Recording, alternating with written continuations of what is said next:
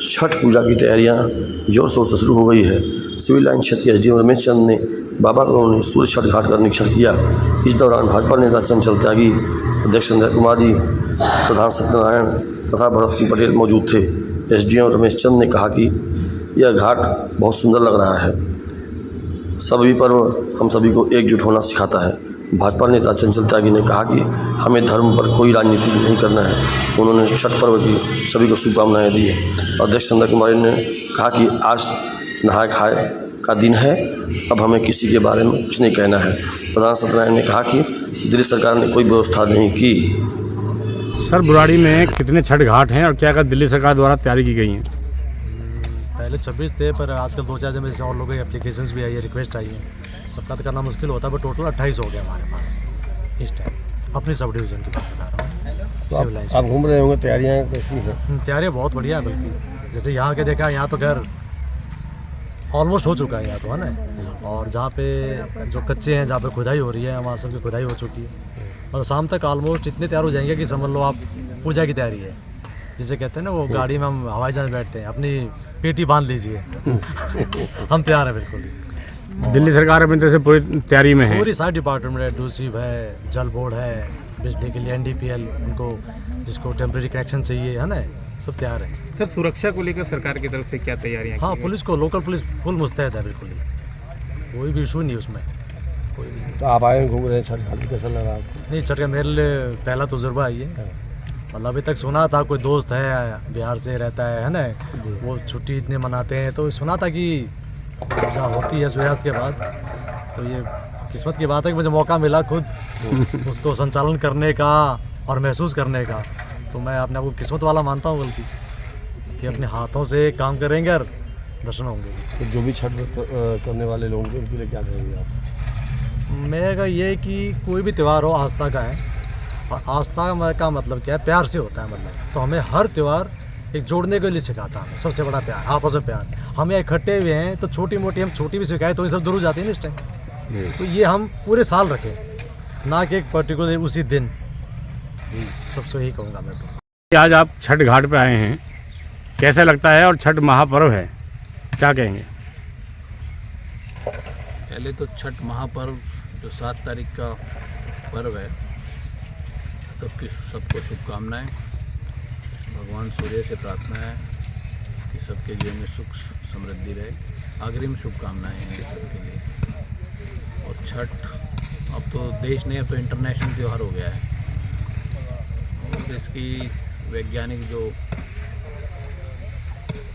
सिद्धांत हैं उसके ऊपर देखेंगे तो थोड़े दिन में इसको पूरा विश्व और इतने ही स्तर पे बनाएगा जितने स्तर पे बिहार, यूपी, दिल्ली में मन रहा है।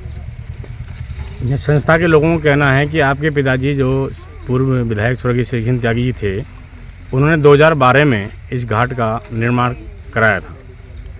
2012 में इस घाट पे पहली बार छठ का कार्यक्रम शुरू हुआ था, और उसमें जो भूमिका सबसे आगे ली थी संजय जी हैं, सब जानते हैं आप लोग। उन्होंने बड़ी सामाजिक अग्रणी भूमिका निभाई उसमें, और जिसके कारण ये छठ घाट संभव हो पाया। उसमें हमारे पिताजी श्री कृष्ण त्यागी जी का बहुत महत्वपूर्ण योगदान रहा।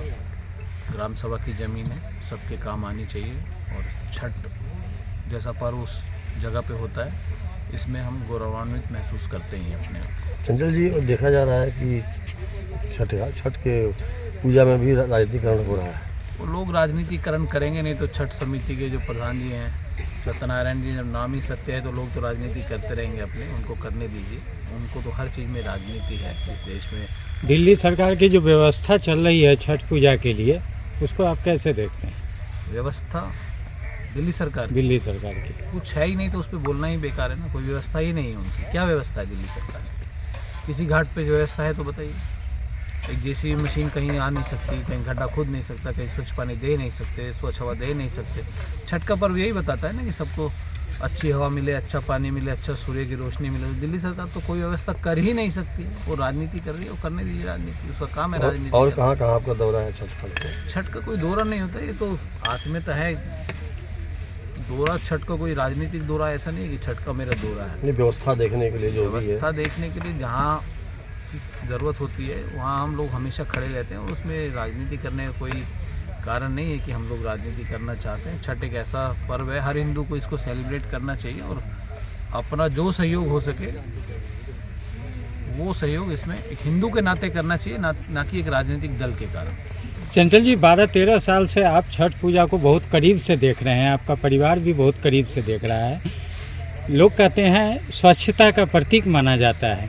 जमुना जी में छठ पूजा रोकने का मकसद दिल्ली सरकार का जो है उसको क्या उचित मानते हैं आप? देखो, जमुना जी में जो छठ का जो हमारा पर्व है इसको जमुना जी में रोका नहीं जाना चाहिए। अब उसके कारण क्यों बोल रहा हूँ मैं, ये जो लोग सत्ता में बैठे हैं इनको इसका वैज्ञानिक कारण पता नहीं है। हो सकता है छठ पे कोई पन्नी ले जाता हो तो उसके कारण प्रदूषण होता हो, तो पन्नी पे आप बैन करिए, पन्नी ले जाना वहाँ रोकिए। अब छठ के अगर वहाँ पे पूजा करने से प्रदूषण हो जाए तो फिर तो पूजा घर में भी कल बैन कर देंगे ये लोग। जब किसी भी नदी के किनारे, किसी भी जल स्रोत के किनारे पूजा करने से कभी प्रदूषण नहीं हो सकता। ये ऐसे ही है जैसे जब हम बच्चे थे तो राख जो है ना पानी को शुद्ध करती है, और आज सरकार कहती है कि यमुना में अगर राख डाल दोगे तो प्रदूषण हो जाएगा। तो उसका कारण बदल गया है। इनको हर चीज़ में राजनीति नज़र आती है, लोगों को परेशान करना है, कर ही रहे हैं। मैं उसमें ज़्यादा राजनीतिक कुछ बोलना नहीं चाहता हूँ क्योंकि पर्व है, पर्व को होने दीजिए अच्छे से।